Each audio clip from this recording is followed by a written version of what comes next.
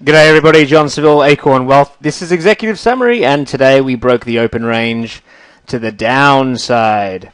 We're 3.21 billion shares on the S&P 500 over 3.1, so nothing that significant. So we could still be dealing with a fake out as we go to the jobs report tomorrow and an OPEC meeting and so forth.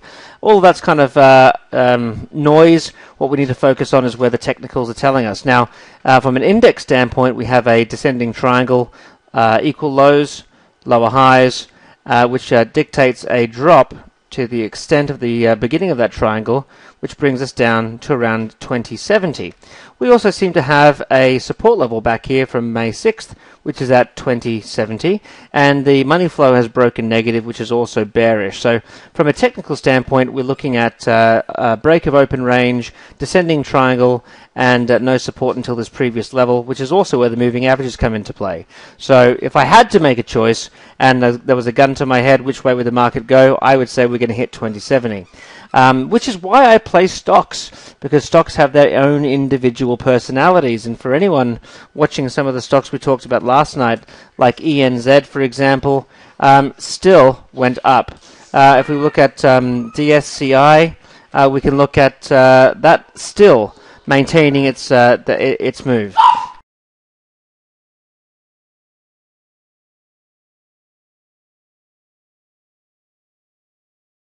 Okay, now let's have a look at a couple of other stocks which also impressed me.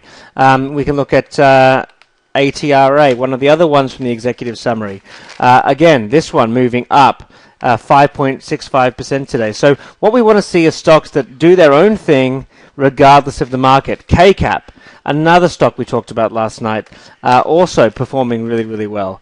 You can see this is popped up and moved up another 0.65%. That might not seem like much, but in a market that's breaking all technical strength, that's impressive. So tonight I decided to look at some more stocks that have that same type of underlying personality. The first of which is Matrix, MTRX. This one has rallied into the 20-day moving average, has pulled back to converge between the two support and resistance lines. And if this one breaks the high of yesterday's candle of 1814, this one could be a goer. And I'd be looking at a rally up into that, look at where that smart money resistance is. You can see it's up at 21, just under that 22 level.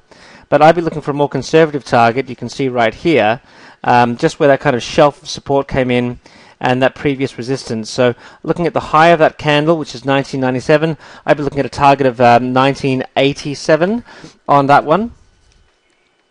And that could be a nice little pop and play. All right, next. SGI, another real beauty that I had on my list last night. This one didn't even seem to realize that the market was dropping. It moved up on almost double the volume of yesterday, and this is a power stock that just has that perfect momentum type of movement. And this could resume its type of previous levels of up here at 850. But I would be cautious of this moving average coming down, which is probably going to converge right around here at $8. So I'd be looking at this from a rally of a break of the high, so 723 as a kind of an entry point, and looking for a rally up to just under at 793. So we're looking at about 70 cents, or exactly rather. So close to 10%, and hey, I'll take 10% in a few days, any day. The last one, or a second last one I should say, AEGR Pharmaceutical as well. This one's kind of coming into a bump and run formation potential.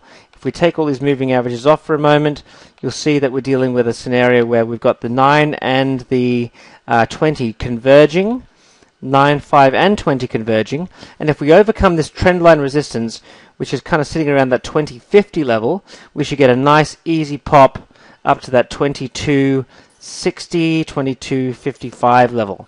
So nice 10% potential as well, and that makes another one of my momentum picks.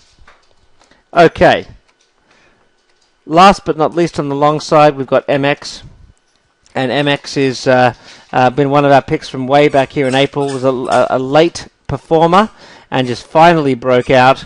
And this one, if we can tag it and get an entry point anywhere near this breakout zone, because of course we still have that overhead resistance of the gap down, which we haven't quite yet broken through. But we did have a breakthrough of the immediate resistance. If we can target somewhere around $8, or excuse me, the low of today, which is around 7.30. Looking at the high of this candle of 7.45. So yeah, so 7.50 to 7.70 is what I'm going to be looking for. This could break through. Of course, the other way to play it is a breakthrough of the high of this candle, which is 8.09. So a break of 8.13 would give us a bit of a confirmation for the upside move, and then anyone's guess, this could really go as high as $12, which would be a 50% return. Now, just a couple on the short side before we finish up. We will flip over to those now. Whoops, we pushed the wrong button there, folks. And where are your notes when you need them? Okay. Alright, so we'll go over to PBR. This one's looking good on the short side. And there they are hiding on my screen. Okay, so PBR is looking at like this could drop. If it breaks 851, I'm looking at a target of down to 748, because this would be a momentum play. It's struggling with the moving averages in the energy sector, and the energy sector is weak, as we talked about last night. If we look at the sectoral kind of analysis, energy having a nice drop today, which we had discussed in last night's executive summary. Also on the power play, no, I'm not talking hockey, I'm talking stocks. And on the power play tonight is TERP, which is TERP Power, or Terraform Power. And again, this one's looking good. My target on this one is a drop down to the 36 level. And this could be potentially a lot more. And how I'd manage that is just lowering the stop as this one hopefully starts to drop. And the last one for the shorts, AXL. This was also one from the short list of potential drops last night, but so it got away on us. We didn't take this today. So we're looking for, how can we chase this stock without chasing the stock? Now, I think this can drop all the way down to 2068, all the way down to the 61.8 Fibonacci. So how do we get a good entry point without chasing?